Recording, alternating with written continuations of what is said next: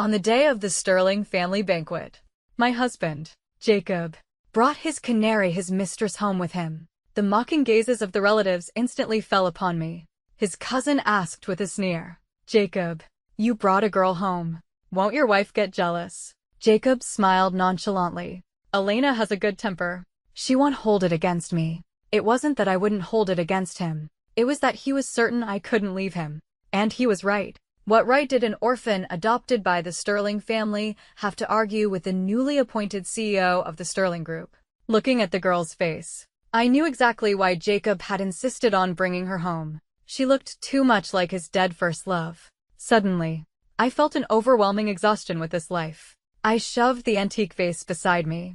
It shattered across the floor. Everyone looked at me in shock. "Jacob, for this meal, it's either her or me." Hearing this, Jacob simply spared me a glance before speaking in that same indifferent tone. "She's just here for a meal. Rest assured, the position of Mrs. Sterling is still yours." With red-rimmed eyes, I looked at Jacob firmly. "I am serious." Perhaps because this was the first time I had ever defied him, Jacob seemed momentarily stunned. At that moment, the woman he brought home feigned pity. "Mrs. Sterling, I begged Jacob to bring me. If it makes you unhappy, I'll leave right now." I didn't answer her. I just stared stubbornly at Jacob. "Enough. Your temper is getting worse by the day. Eat if you want, or get out." Jacob motioned for the woman to sit in the seat I usually occupied. I laughed at myself. His meaning was clear enough. I took off the heirloom jade bracelet, the one his mother had given me at our wedding, and placed it in front of Jacob. "I'm returning this to you." Jacob raised an eyebrow. "Elena, what is the meaning of this?" I stared at him and enunciated every word. "I am done being Mrs. Sterling." Jacob scoffed. "You're an orphan. If you leave me, if you leave the Sterling family, where can you possibly go? Stop making a scene. It's embarrassing. Sit down." The relatives present began to offer fake words of advice, telling me to quit while I was ahead. I didn't listen. I grabbed my phone and walked toward the door. As I opened it, Jacob's cold voice came from behind me. "Elena, if you dare walk out that door today, the title of Mrs. Sterling will go to someone else. Don't think about ever coming back." I paused for a second, then left that house, a place that was never truly a home, without looking back. I was an orphan adopted by the Sterling family. My grandmother was friends with Jacob's grandmother. When she passed away, she entrusted me to the Sterling matriarch. Outsiders envied me for growing up in the Sterling household and eventually marrying Jacob to become Mrs. Sterling. But only those inside knew the bitterness of it. I was a wife ignored by everyone. A wife whose husband's heart belonged to another. A wife in name only. When we married, Jacob said he could only give me a ceremony. The name on his marriage license could only ever be Isabella. Isabella, Jacob's first love. The one who got away.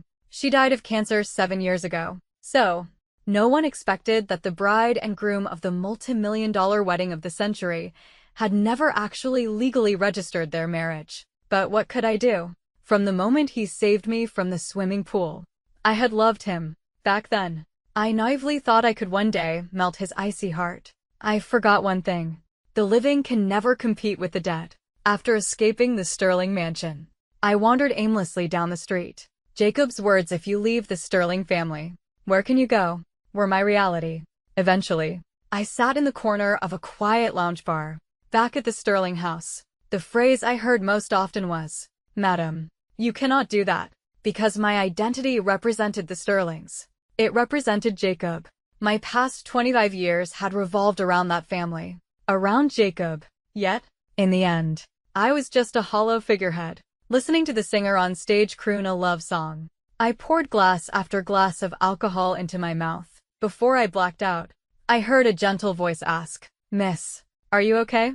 I opened my mouth, but lost consciousness before I could speak. When I woke up, I instinctively rubbed my temples. The headache made it hard to focus on where I was. "You're awake." A pleasant voice came from the doorway. I looked up. It was the singer from the bar last night. I looked at her apologetically. "I'm sorry. I caused you trouble last night." She flashed a bright smile. "It's okay. Meeting is a form of destiny." "I'm Mia. And you?" I stared blankly at the radiant smile on her face and answered automatically. "Elena." Elena. I made porridge. Go wash up and come eat. I didn't react immediately. Mia pulled me out of bed and pushed me toward the bathroom. The toothbrush and towel are new. Hurry, hurry. I'm starving. She blinked her eyes at me, looking as if she'd brush my teeth for me if I didn't move. I washed up in a daze and was pushed into a chair at the table. Elena. Eat. After we eat. We're going hiking. Seeing the youthful energy radiating from her, I suddenly remembered that I was only 25. 2. In the Sterling house. I had to be calm, to look like a proper matriarch, so I had seemed old beyond my years. I want to be friends with her. For the first time, I felt such a strong impulse. I hesitated, then asked carefully, Mia, can I stay here for a while? I'll pay rent. Mia agreed without a second thought. Aren't you afraid I'm a bad person? She waved her hand. I'm a good judge of character. I didn't ask anything else and buried my head in my breakfast. After eating, Mia dragged me up a mountain. On the way, we talked about ourselves, the future, and the past, as if we had known each other for years. MIA's past was far more colorful than mine. She had traveled to many places alone. In each place, she would rent a room for a while, find a bar to sing in, and leave when she got bored. Meanwhile, I had been trapped in the Sterling house for 10 years. When we stood at the peak, Mia suddenly said to me, actually, love doesn't depend on promises or the future. The way it ends doesn't erase the beautiful moments that already happened. I smiled bitterly. Between Jacob and me, it was just my unrequited wishful thinking. She linked her arm through mine. Elena, you have too many shackles on you. You need to break them. Explore yourself. Define yourself. Choose yourself. That is what it means to be truly human. If you want others to love you, you must love yourself first. With that, she took her camera and ran off to take pictures. I stood there watching her run around, her words replaying in my mind. After so many years in the Sterling family, my edges had been smoothed away. I had lost the right to be willful.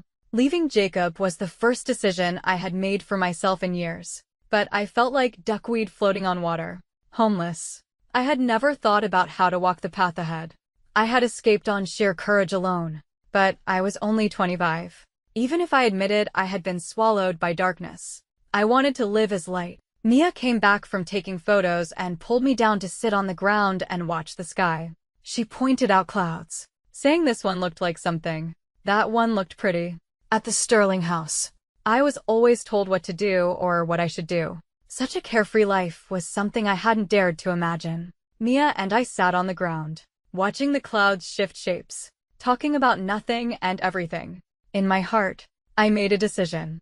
I wanted to step out bravely. Since I had left my comfort zone, I would live a life that belonged to me. Mia, I want to go out and see the world. Mia happily threw her arm around my shoulders. Let's go together. I say we start a travel vlog. We can record as we go and even make money. I can take photos. And you're beautiful. Well, definitely go viral. Listening to her talk about the future with such confidence, I felt a spark of anticipation. I was a literature major. I can write the copy. I can learn whatever I don't know. Mia clapped excitedly. Perfect. We're a match made in heaven. I laughed at her phrasing. Mia was a woman of action. The moment we finished talking, she dragged me back down the mountain, saying we should start immediately. I helplessly told her I hadn't brought anything with me. I needed to replace my ID and documents, so we had to stay put for a while. On the way down, I pulled the SIM card out of my phone and tossed it onto the path. Sterling family. Jacob, goodbye. While waiting for my documents, I signed up for online video editing courses. Mia still went to the bar to sing every night. During the day, she pestered me to cook all kinds of food for her. And then we would plan our first destination. The first time I cooked a meal for her, she ate and cursed at the same time. That scumbag who hurt you is an idiot. Where else would he find a girlfriend who is beautiful and can cook like this? If I were a man, I'd marry you and hide you away. Since leaving the Sterling house, my days had been full. Jacob never looked for me. One day, I saw his interview on TV. A reporter asked him about the recent rumors of marital discord. He denied them with a straight face. When the reporter tried to ask more, his assistant announced the end of the interview. So, rumors spread that I had been completely given the cold shoulder by Jacob. Exactly 1 month after leaving, Mia and I embarked on a journey to the mountains. On our second day, we climbed a high-altitude peak in the Himalayas. The moment we reached the summit, I felt altitude sickness like never before. It felt as though an invisible hand was strangling my throat, making it hard to breathe. The beautiful scenery blurred before my eyes, and ringing filled my ears, making it impossible to focus. I almost thought I would stay on that mountain forever. But not far away was the sunshine on the golden mountain, the alpenglow representing hope. On that land filled with hope, my tears flowed uncontrollably. The guide scrambled to give me oxygen. Mia hugged me tight, soothing me. "Elena, don't cry. Your oxygen levels are coming up. You won't die. Don't be scared." I shook my head, trying to say I wasn't crying out of fear. With everyone's help, I stood up on that snowy peak, looked at the golden mountain in the distance, and embraced my future. This stop represented courage. It represented my rebirth. After returning from the trip, we edited the footage, added voiceovers, and posted it online. Unexpectedly, it went viral. Many viewers commented that they saw hope and new beginnings in the video. That was exactly how I felt. During our travels, I started painting again. Grandmother Sterling was a painter. Under her influence, I had fallen in love with painting as a child. But after getting together with Jacob, he forbade me from painting. The reason was simple. Isabella was a painter. Back then, I thought it was because my painting would make Jacob sad by reminding him of her. But later, I accidentally heard him say, "When Elena paints, it reminds me of Isabella." Elena doesn't deserve to be mentioned in the same breath as her. Isabella had passed away, yet Jacob used every method to remind me of her existence. The house always used the incense Isabella liked, the tableware she preferred. The garden was planted with the jasmine she loved. On the second floor, next to Jacob's room, was a locked room. Someone cleaned it every week. Jacob spent half his time in there every month. The year after Isabella died, Grandmother Sterling ordered everything in that room to be cleared out. When Jacob found out, he flew into a rage. "If this room goes, I won't come back to this house either." In the end, Jacob personally went to the dump to retrieve everything and put it back, item by item. From then on, that room became forbidden territory in the Sterling house, and Isabella became a taboo subject. The day before we left for our next trip, a notification popped up on my phone. Sterling Group CEO suspected of having a new love interest. I couldn't help but click on it. Looking at the photos taken by the paparazzi, I felt nothing but irony. Did Jacob really love Isabella that much? Even a stand-in who looked like her was cherished so dearly. In the photos, Jacob lowered his head, letting the woman fix his hair. When she got out of the car, he thoughtfully protected her head with his hand. While eating, he proactively served her food and peeled shrimp for her. Although I had only ever loved Jacob, I knew that true love is irreplaceable.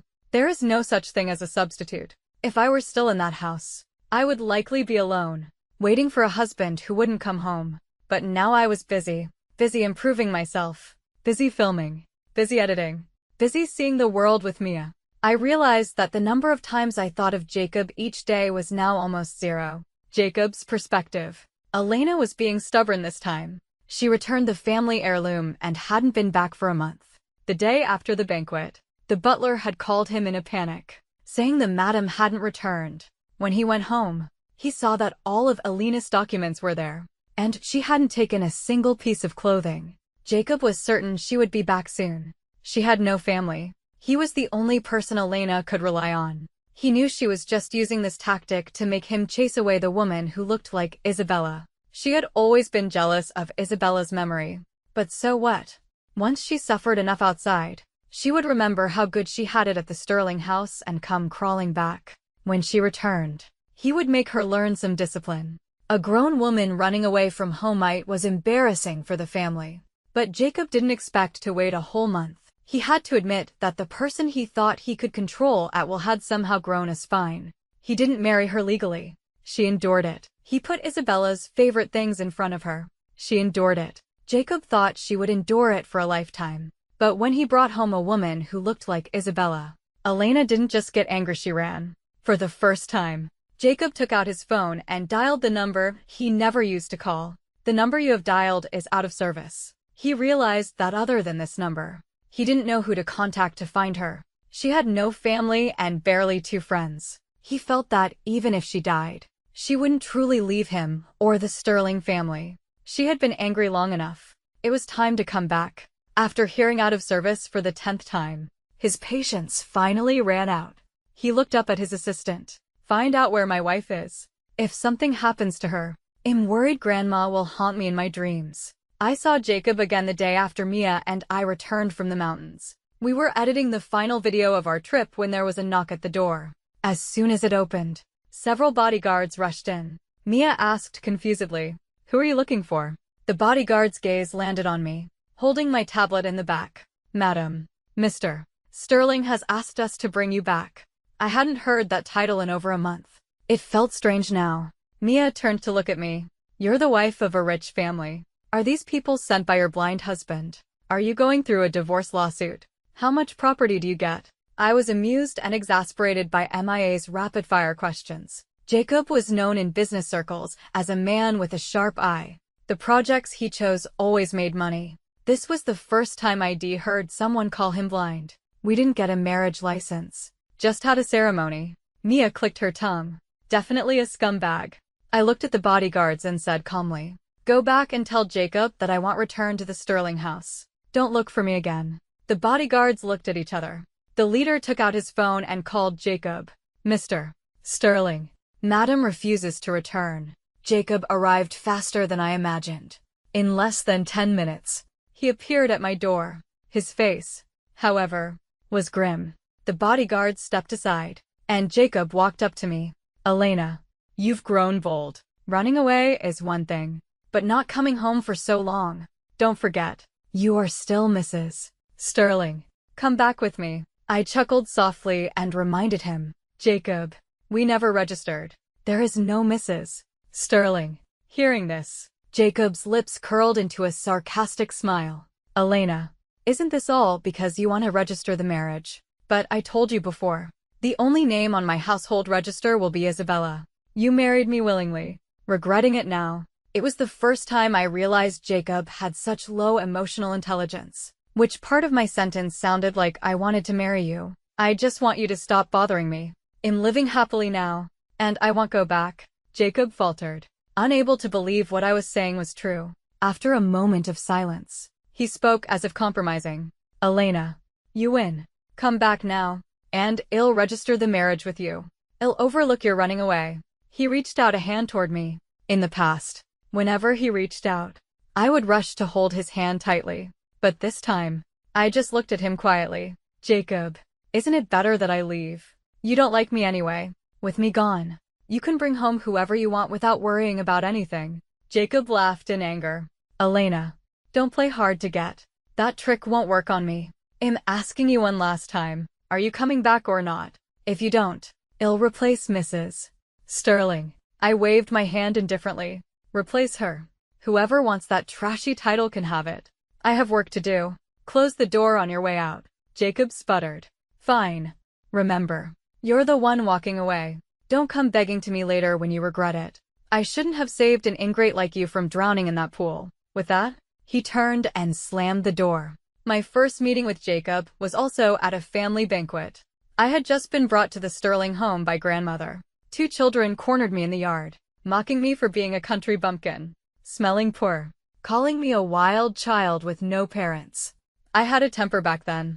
I couldn't stand being called wild, so I tried to fight them, forgetting I was much smaller. In the scuffle, one of the boys pushed me into the pool. I thrashed and screamed for help while they pointed and laughed, calling me a drowning dog. That was when Jacob passed by and saved me. From that day on, I became his little shadow. I watched him have a passionate romance with Isabella. I watched him lock himself in his room for 3 days without food or water after she died. Even though I was just a spectator to their love story, I overestimated myself and agreed to marry him when grandmother asked. I deluded myself into thinking I could replace the moonlight in his heart. But reality taught me that even though I grew up in the Sterling house and married Jacob, I was never a Sterling. Wealthy families are places that eat people alive. After 10 years, my edges were worn down, and I played the role of the envied Mrs. Sterling. The night I escaped, facing a confusing future, I had regretted it too. If I hadn't met Mia, I probably would have gone back the next day to be the superficially glamorous wife. Luckily, the universe still loved me. When I was first homeless, it sent me my life's first light grandmother Sterling. When I was lost facing the future, it sent me the sun Mia. Mia was currently throwing a tantrum beside me. Elena, my good Elena, I don't want to edit today. You do it, please. I refused decisively. Even the sun gets blocked by clouds sometimes. If you don't edit, there's no spicy boiled beef or chili chicken tonight. Just tofu and greens. Mia immediately sat at the computer, muttering, Mrs. Sterling has such a cruel heart. Trying to starve me. I couldn't help but laugh. She suddenly turned to look at me seriously. Elena, do you regret leaving the Sterling family? Going from a life of luxury to running wild with me? I hesitated for a few seconds. Then instead of answering directly, I started telling her the story of me, the family, and Jacob. I thought it would take a long time, but found it could be summed up in a few sentences. After listening, Mia gritted her teeth. Jacob is trash. What does he mean, just a meal? If he dares show up in front of me again, I'll chase him out with a broom. He doesn't love his first love as much as he thinks. Otherwise, why get a canary? He's insulting the concept of love. I nodded in agreement. Although I hadn't dated much, I knew loving someone didn't look like that. The next time I saw Jacob was during our trip to Iceland. An interview of him was trending. A reporter asked, "What is your opinion on the rumor that the popular travel blogger is Mrs. Sterling?" A flicker of surprise crossed Jacob's face. Then he spoke calmly. "It's a little hobby of my wife's. I respect her." Mia asked, "Does he know?" I shook my head. "No. It's just a PR answer. Why would Jacob notice what I was doing? After I rejected him, he probably went home to celebrate with that woman. He always wanted to get rid of me. He had only been keeping his promise to grandmother to take care of me. Jacob was a man who kept his word, which is why he said the position of Mrs. Sterling would only be mine.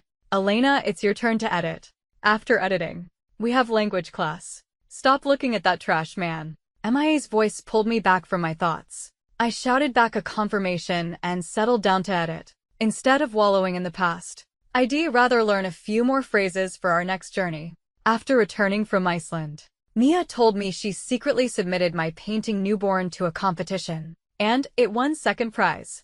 I used to think I had no talent for painting. Back then, I had finished a painting and happily showed it to Jacob. He threw it on the floor. "You want to enter a competition with this level of skill? Why do you have to compete with Isabella in everything? Painting requires talent. Isabella painted better than you with her eyes closed." From then on, I never picked up a brush. Elena, I know you love painting. That piece brings hope and symbolizes the beauty in the world. I thought it was perfect for the contest.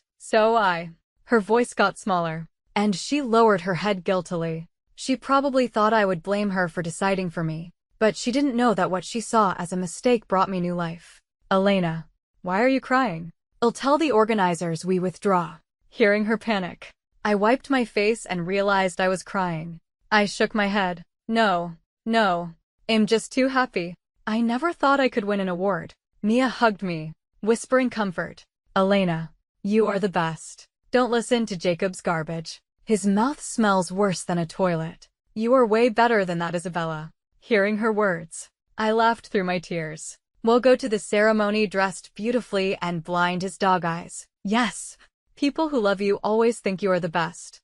I had been deceiving myself, thinking I could replace Isabella, only to be humiliated. Standing on the podium, looking at Mia grinning wider than me in the audience, I felt an indescribable satisfaction. After the ceremony, as I walked out with the crowd, I saw a back that looked like Jacob's.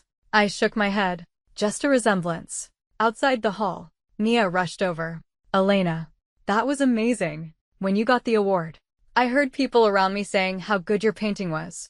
I couldn't help smiling. People around us were walking out holding brochures excitedly. I heard YY's painting also won a prize. Third place. YY is amazing.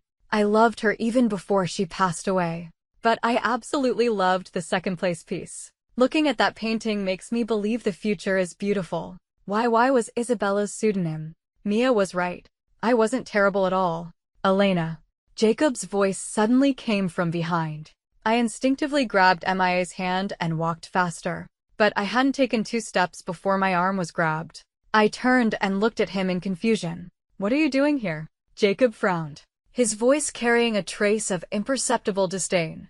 "Is this a Sterling property? Is my being here any of your business?" His brow furrowed tighter, like a mountain range. "If this is your way of getting my attention, then congratulations. You succeeded." His words made me want to vomit. I never realized he was this conceited. Just as I was about to retort, Mia stepped forward, hands on her hips, shielding me like a mother hen. "Mr. Sterling, open your eyes and look at the winners list. Elena is here to accept an award. She won second prize in her first competition. Were you blind before?" Jacob's pupils constricted slightly. Then he opened his mouth and said something that deserved a slap.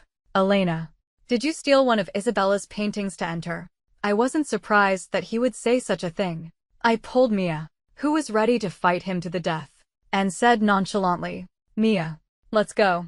Jacob stood there, watching my retreating back, and didn't leave for a long time. Jacob's perspective. Jacob watched Elena leave and couldn't snap out of it for a long time. He thought of the painting he just saw at the exhibition. Critics said the gap between this painting and the first place was only a slight technical flaw, but it truly lived up to its name, bringing a hope of new life. One could see the artist's anticipation for the future and severance from the past. The vitality in Newborn was blindingly unforgettable. It was different from the Elena in his memory. In his eyes, her future had been bleak. Previously, Jacob had felt that Elena was the one with cancer, lifeless. But when she first came to the Sterling family, she was like a little firecracker, exploding at the slightest touch. Gradually, outsiders commented that she looked more and more like a Sterling wife, quiet, magnanimous. Jacob hated that submissive look the most, but the Elena he just saw was like a different person. Bright, vibrant, eyes full of light. His gaze involuntarily lingered on her. Jacob was still stuck on his old impression of her. When he heard the author of Newborn was Elena, his first thought was doubt. But he knew stealing was impossible. If this was the current Elena, then keeping her by his side might not be so bad. Jacob thought this way. People like beautiful things. But the way Elena looked at him no longer held that intense love. Perhaps Elena didn't even know that when she faced him. There was a trace of disgust in her eyes. Jacob suddenly felt like he had lost something very important. But he refused to believe it. I saw Jacob again. It was at my doorstep. I was heading out to buy ingredients to make Mia her favorite sweet and sour ribs. Opening the door, I saw Jacob standing by the elevator. In his hand, he held a bouquet of Eustomasmi favorite flowers. "Why are you here?" I stood opposite Jacob, my voice cold. Jacob studied me silently for a moment. "Elena, I'm here to take you home." I lifted my eyelids slightly. "Jacob, I already returned the jade bracelet. We have no relationship anymore." "No relationship. You grew up in the Sterling family. You think a few words can cut ties with me." Jacob pulled a gift box out of the bouquet and opened it. "The bracelet is here. Put it on." I looked down at the bracelet in the box and laughed softly. "Jacob, I made myself very clear the day I left. Can't we end this with some dignity?" A rare stubbornness appeared on Jacob's face. He grabbed my hand. "End it. Impossible. Elena, I sent that woman away. She won't appear again. Put the bracelet on. We'll go register the marriage right now." I pulled my hand from his grip. "Jacob, it's impossible for us now. Leave." I invited him out and slammed the door shut. After that day, Jacob changed tactics. He waited at my door every day, looking like he hadn't slept. Sometimes he brought flowers. Sometimes a gift I had mentioned liking years ago. Mia was afraid I would go back to him, warning me repeatedly. Being soft-hearted toward a man will bring a lifetime of bad luck. I told her to relax. Jacob was now less than a friend to me. But over time, it got annoying. One day, I opened the door and looked at him helplessly. "Jacob, let's talk." Jacob sat opposite me, speaking cautiously. "Elena, come back." "Okay. I'll treat you well from now on. I was wrong before. I apologize. You are in my heart. I just didn't know how to express it. And the Sterling house is your home. Do you not want it anymore?" "Oh, he says I'm in his heart. He just can't express it." But he was also the one who told me on our wedding day that his marriage certificate would only ever have Isabella's name. "Jacob, I lived in the Sterling house for 12 years. Did you ever treat me as family for even 1 second? I am very satisfied with my life now. I hope you won't disturb me anymore. My only tie to the Sterling family was grandmother. Now that she was gone, there was no need for me to stay. Jacob's face stiffened, his voice trembling slightly. Elena, I know I was wrong. Can you give me another chance? Isabella is just my past. She won't affect us. I smiled casually. You are now my past, too. So please, don't affect my life. Jacob, keep some dignity for yourself. Jacob was a proud man. He wouldn't let himself be humiliated too much. So that was the last time I saw him. I had no regrets about that relationship. Only a sliver of pity, rather than calling it a regret. It was an experience without a result, but one that led to something better. For my third trip with Mia, we chose Peru. To see Machu Picchu sitting high in the Andes. To hear the stories of the city closest to the sky. After returning, Mia and I had become top-tier travel vloggers. We got drunk to celebrate. The next day, we groaned through hangovers while editing videos. We discussed setting up a studio like others. But after deliberation, we both rejected the idea. The original intention of this account was just to record our experiences. Everything else was a happy accident. We weren't willing to give up our original intent for profit. Since winning that award, painting became my way of documenting travels. Mia suggested I find a teacher for systematic learning. I refused. This was a hobby. I didn't want it to become pressure. But ironically, that mindset allowed my art to flourish naturally. My paintings gradually gained fame in the industry. When people mentioned my name, it was with praise. Every competition I entered usually resulted in an award and a small stir. Many people wondered how I stayed so full of energy.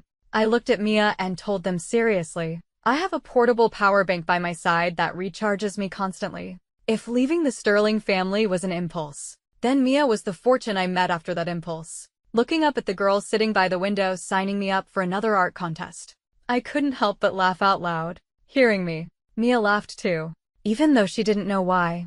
Leaving the Sterling family, leaving Jacob, I found a new life and understood. We are all dandelions. One day we will fly away. There is always a place waiting for you to land, waiting to watch you bloom.